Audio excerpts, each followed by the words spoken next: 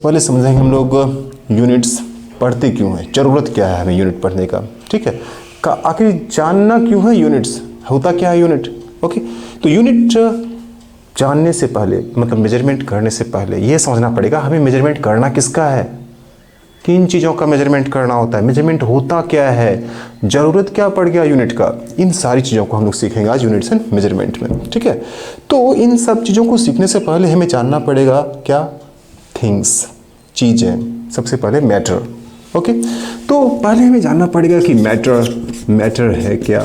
तो आप लोग को सबको पता है मैटर, ऑलरेडी पढ़े हुए हो क्या, all those things which have mass and occupy space. Yes, इन्हें क्या कहेंगे, मैटर। गुड। अब बात कर रहे हैं क्या कि अगर कोई भी चीज़ हमारे पास चीज़ मतलब मैटर अगर है तो उनका कुछ ना कुछ प्रॉपर्टी होता है। ठीक है, प्रॉपर्टी क्या होता है, जिनसे हम उन्हें पहचानते हैं। जैसे कि देखिए, अगर हम बात करते हैं एक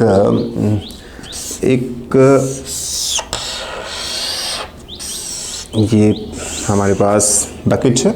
ओके, इस बकेट में वाटर फिल कर देते हैं। तो वाटर मैटर है, तो ये एक स्पेस ऑक्यूपाई कर रहा है। कितना स्पेस ऑक्यूपाई कर रहा है, तो ये हाउ मच।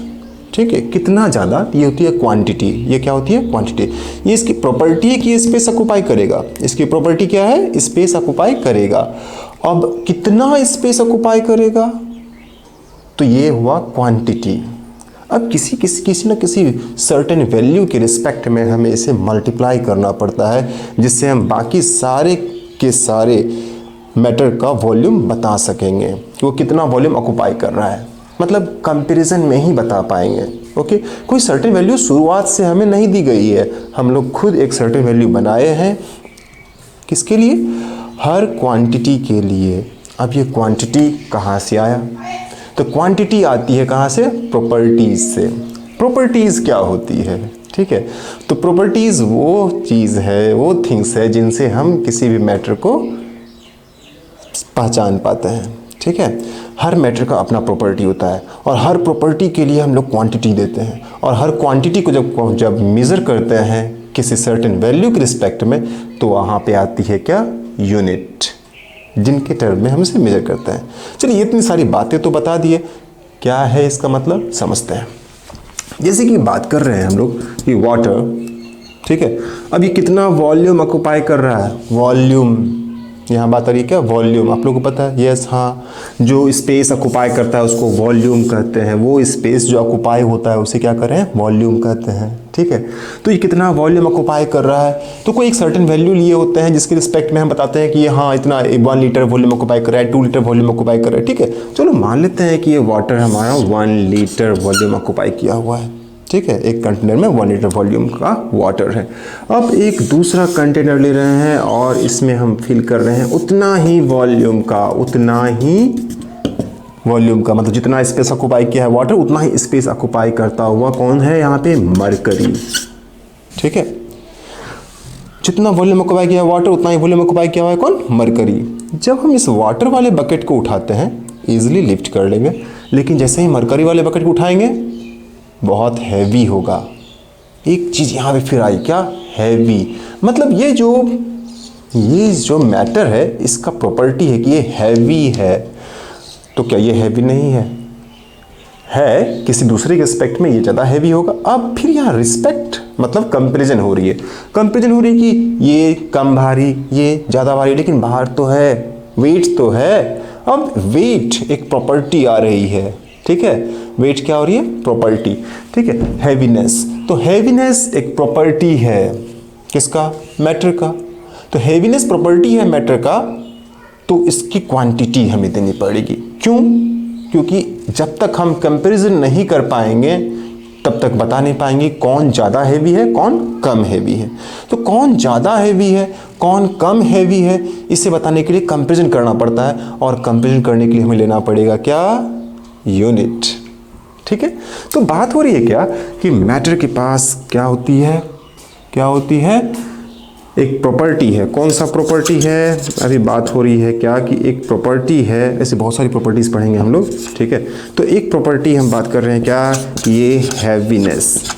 ठीक है, क्या भारी होता है, ठीक है, क्योंकि पानी को उठा रहे थे हल्का लग रहा था, मरकरी को उठाए बहुत भारी लगा, क्योंकि बाद में जानेंगे डेंसिटी, ठीक है, क्योंकि इसकी डेंसिटी ज़्यादा होती है, ठीक है, जितना वाटर हमारा उतना ही अगर मरकरी लिए होता है तो मरकरी बहुत ज़्यादा हैवी हो जाएगा।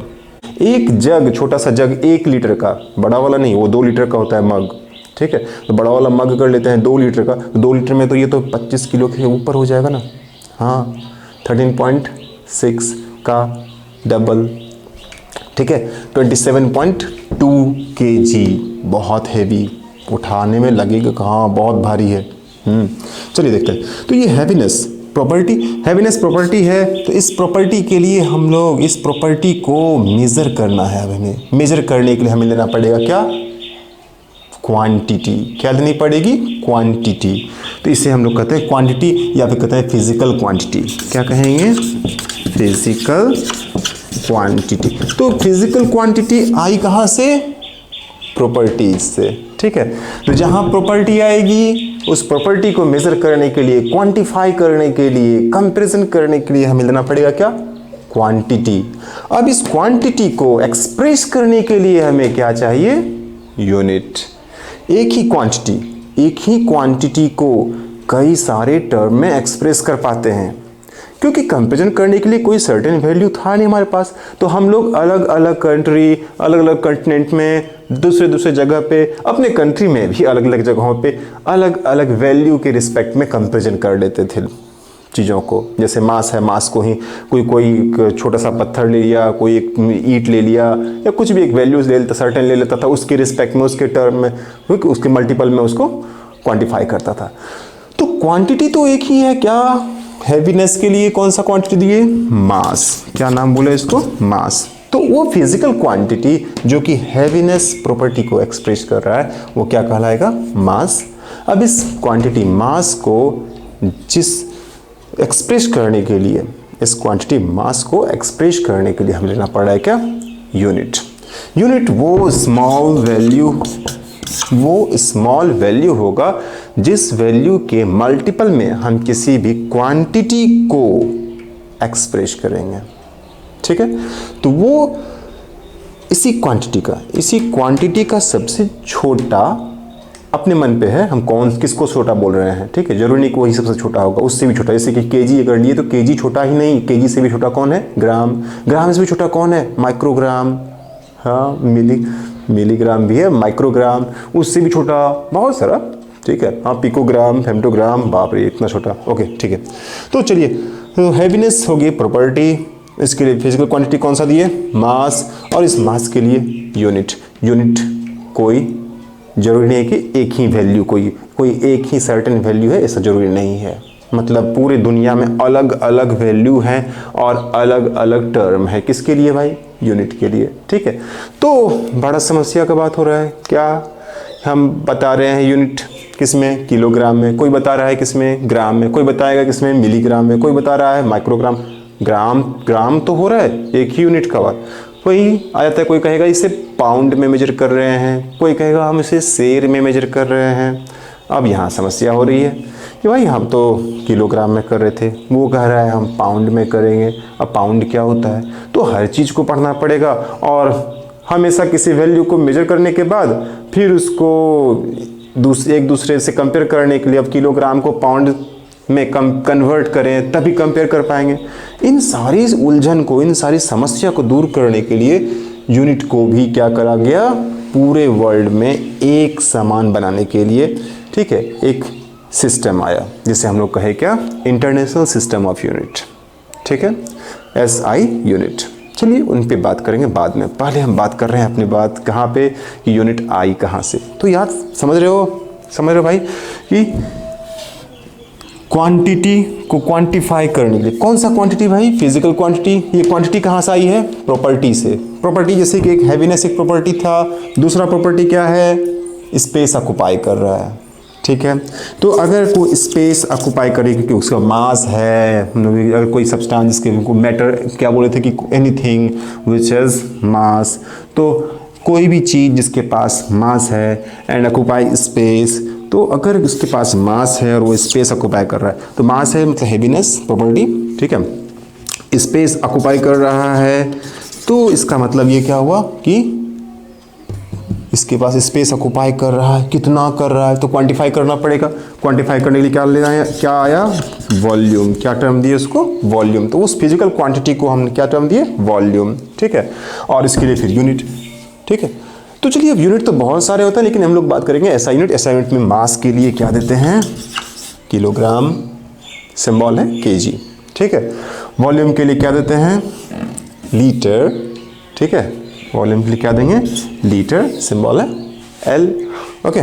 उसी तरह से और भी तो प्रॉपर्टी होंगी। तो कोई भी मैटर है तो उसका बहुत सारा प्रॉपर्टी, क्या क्या प्रॉपर्टी समझिए। अगर उसके पास मास है, मतलब मासिव मैटर है, तो वो अगर फॉल कर जाए आपके बॉडी पे, आपके लेग पे, क्या होगा, हाँ, चोट लग जाएगी। यस, चोट लग जाएगी। अगर हम 1 kg रुई कॉटन लेते हैं और वो फॉल कर जाए, क्या होगा, फुटबॉल बना के फेंक देंगे। ओह ठीक है, गुड, चलिए सही है। तो 1 kg बाट लेते हैं, बाट समझते हो, बाट, यस, हाँ। बाट मतलब, बाट ये चीज होता है क्या, कि आयरन का बना हुआ होता है, वो छोटा सा, ठीक है, हैवी मैटर, जिससे हम लोग तौलते हैं, ठीक है। क्या करते हैं, हाँ, दुकान सब में आप देखे होंगे, वहाँ पे क्या करते हैं, वजन करने के लिए, वेट करने के लिए यूज़ किया जाता है। तो चलिए बात करें कि 1 kg बाट गिर जाए अगर हाथ से, तो क्या होगा, मज़ा आ जाएगा, ठीक, चलिए अच्छी बात है, चोट लग जाएगी। मतलब बात क्या हो रही है कि अगर कोई बॉडी के पास मास है और वो मास कुछ वेलोसिटी से, मतलब स्पीड से, ठीक है, फॉल करे, आप वहाँ हाथ दे दें या अपने बॉडी को रखें, तो आपको चोट लगेगी। मतलब क्या होती है, फोर्स एक्सर्ट होता है। इसको इस क्वांटिटी को हम लोग बोलते हैं क्या, फोर्स। इस फिजिकल क्वांटिटी को क्या बोल रहे हैं, फोर्स।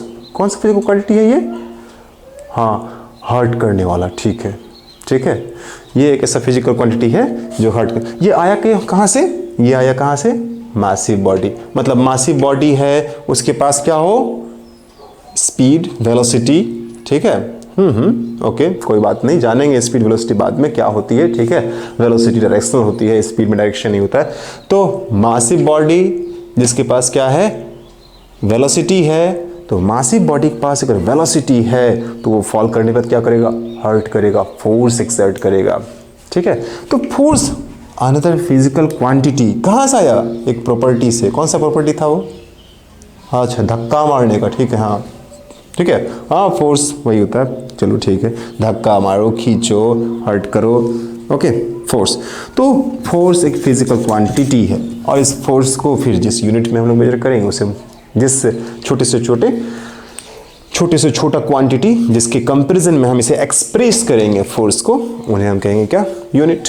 फोर्स के लिए ऐसा यूनिट है क्या, न्यूटन, ठीक है। ऐसे ऐसे कई सारे प्रॉपर्टीज आएंगे, जैसे कि कोई बॉडी हॉट है, कोई बॉडी कोल्ड है। Yes, hotness and coldness are properties. Hotness and coldness क्या है, प्रॉपर्टीज। तो इस हॉटनेस और कोल्डनेस प्रॉपर्टी को एक्सप्रेस करने के लिए, क्यों एक्सप्रेस करना है, तो कोई बोला कि अरे मेरी चाय बहुत गर्म है, दूसरा नहीं, तुम्हारी चाय से ज़्यादा गर्म तो मेरी चाय है। तो किसकी चाय ज़्यादा गर्म है, ठीक है, तो कंपेरिजन करना पड़ेगा।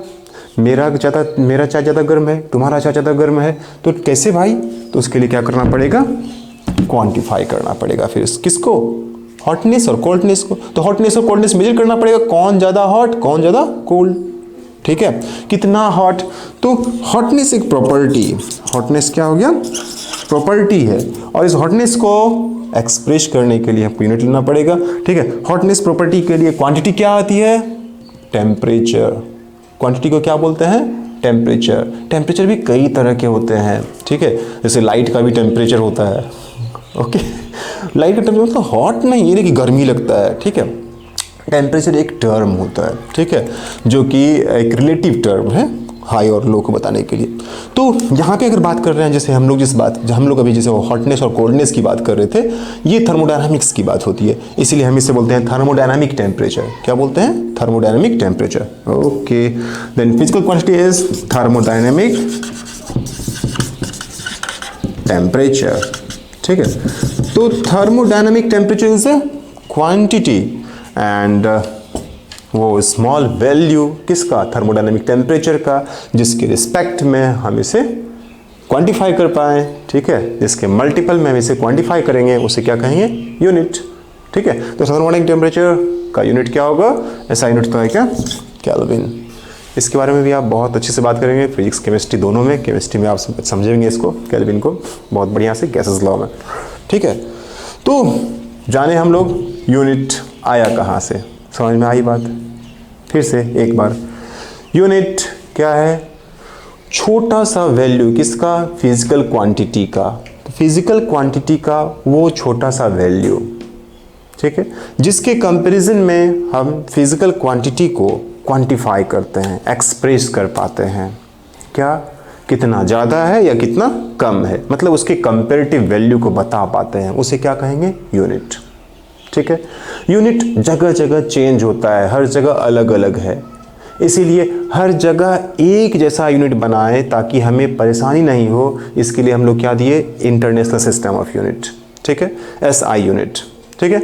एसआई यूनिट क्या हुआ, तो इंटरनेशनली एक्सेप्टेड, मतलब पूरी दुनिया उसे स्वीकार कर रही, तो इंटरनेशनली एक्सेप्टेड, ठीक है, कि क्या, वैल्यू ऑफ फिजिकल क्वांटिटी, तो इस फिजिकल क्वांटिटी का वो सबसे छोटा वैल्यू जो इंटरनेशनली एक्सेप्टेड है, जिसके कंपैरिजन में, ठीक है, जिसके कंपैरिजन में हम फिजिकल क्वांटिटी को एक्सप्रेस कर पाएंगे, उसे क्या कहेंगे, यूनिट, एसआई यूनिट। समझ में आई बात। चलिए एसआई यूनिट, सीजीएस यूनिट, ये सब क्या होता है, कितने टाइप की यूनिट हैं, ये सब हम लोग बाद में सीखेंगे। पहले हम वो भी सीख रहे थे क्या, जान रहे थे क्या कि यूनिट है क्या, ठीक। थैंक यू, समझ में आ गई।